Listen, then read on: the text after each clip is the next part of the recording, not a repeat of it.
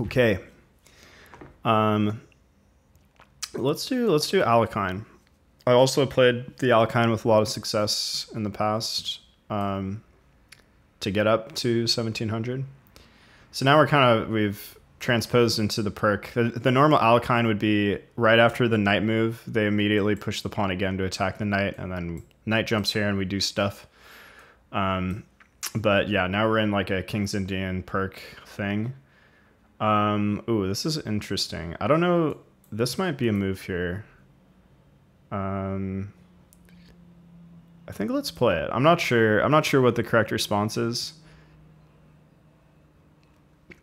And I'm not sure we should castle right away. If I go here, they might just play there right away. So I think maybe, do we go knight out? Or do we try to thrust a pawn? See, this is where I lose time because I'm rusty. So let's go knight out. I don't know if this is right or not. If they push, then we can just go here. Okay. There's now... Okay, now I have a target. So now I can jump in, and they can't just chase me away because then I'm going to pick up the bishop. So... Although, well, now they can play this. So, okay, maybe it wasn't the best plan exactly. Oh, I do have an interest. I will have an interesting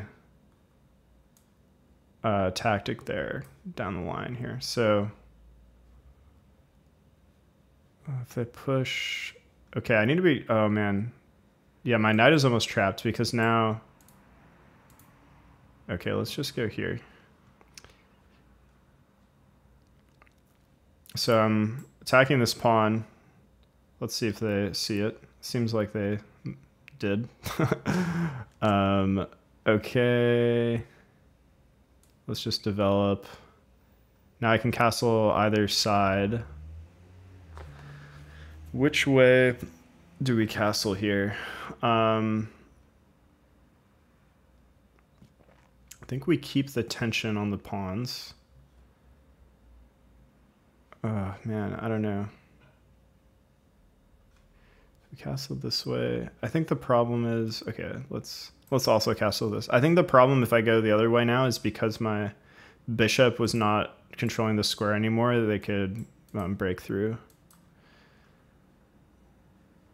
So takes, and then I need a good square for my queen. Ooh, this is a little... My queen can get trapped here if I'm not careful. I can go here and then... Oh, man. No, then I get trapped. Okay, I need to go backwards. This is pretty gross. Let's go backwards. And then I need to chase this knight, and I'm down to a minute. So this might be another loss, but we're gonna give it our best shot here. So yeah, I think this is just a common theme where I'm too... Oh, okay, this guy's also 2,000 rated. Okay, this is... I think that's higher than any opponent I've ever beat. I'm not sure what my highest win is. I think someone like 1,900 maybe. Actually, I don't know. I might have beat someone in the 2000s,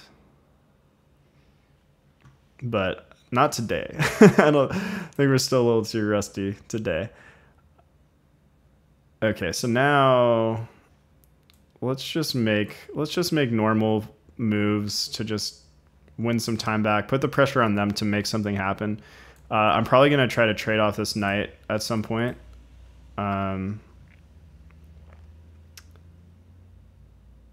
So we'll see.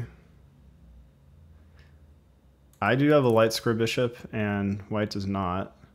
So this knight can replace this knight. Let's go ahead and try to trade here.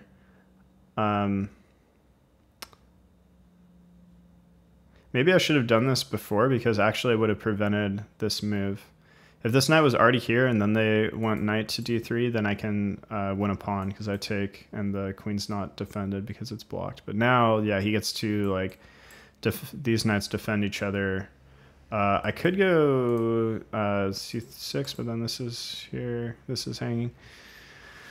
Oh man, I could push this way. Let's push this way.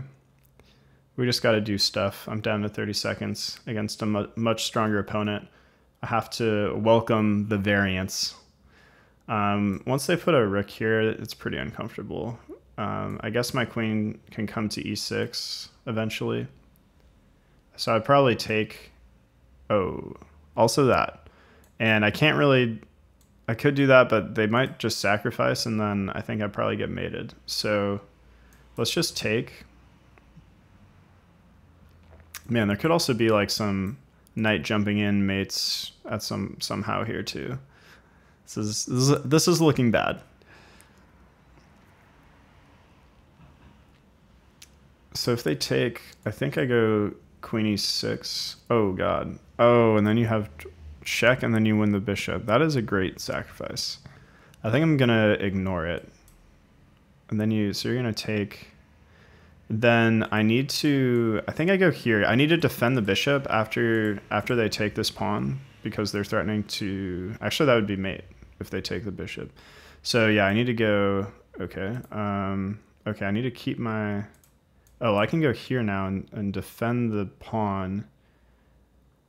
So I considered taking this pawn, but I needed the queen to be holding this bishop, I think. God, 10 seconds. I'm just moving. That's not a good move, but oh, they have this check. Yeah. Oh, I should have gone up. Those. Actually, it's okay. Oh man. God.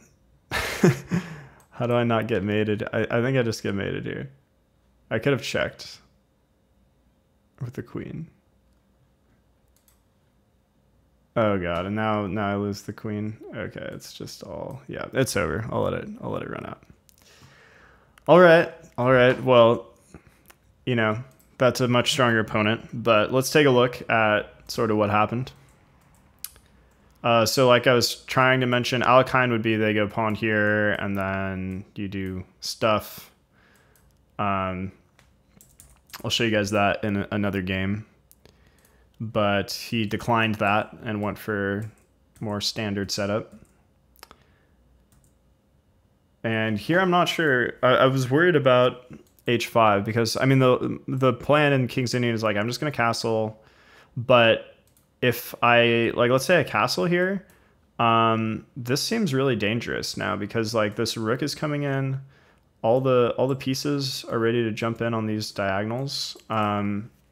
And meanwhile, well, my king will be sketched because there's going to be at least one open file. So like if I take, then the G file is open.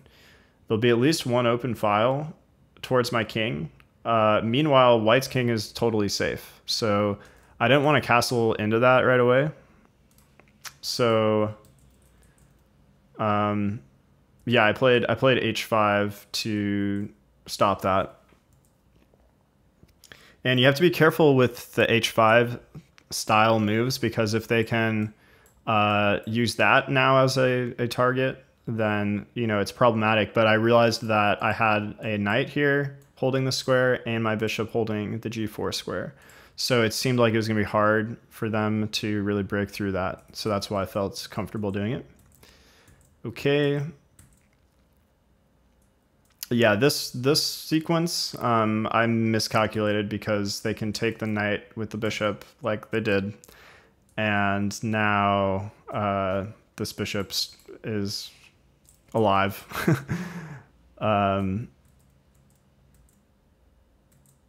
So whatever, it was fine. All right, guys, so I noticed something after the game, which was that maybe I should have just taken the knight here because when I bring the bishop back to d7, my position becomes very cramped. So, you know, where am I going to put the queen now? It's not so clear. And the knight's going to come into g5 and be pretty good there. I can maybe try to kick it away with f6, but that's kind of weakening my king side. So I'll probably have to castle this way, which might take some time. And it also blocks the bishop when we go f6. So for these reasons, I think I probably should have just traded. And I checked with the computer, which confirmed that that was the best move in this position.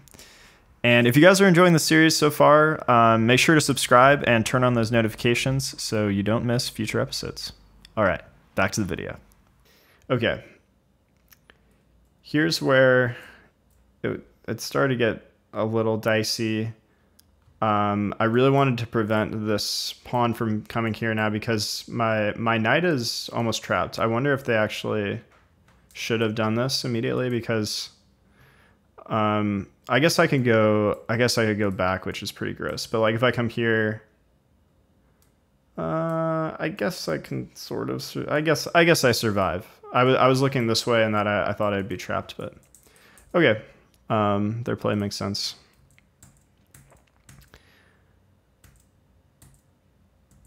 Okay, and this is that same breaking open tactic that I talked about on the other side. So I don't know if it was the previous game, where you really want to open up this pawn, but because you're basically forking a valuable piece on the other side, that's what enables it. Because if this knight wasn't here, I could just push.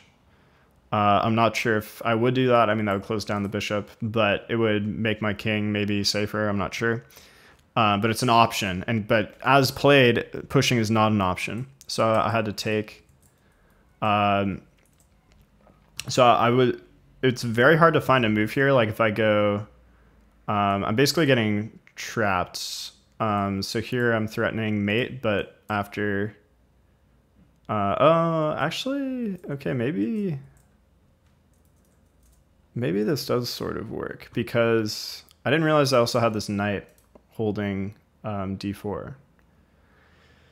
So maybe that was the move. I mean, I didn't see the mating thread in the game. I just saw like, oh, I'm gonna get forked. So maybe that was the move. But instead I retreated and my plan was like, all right, let's get these knights out of here, get a little more space again.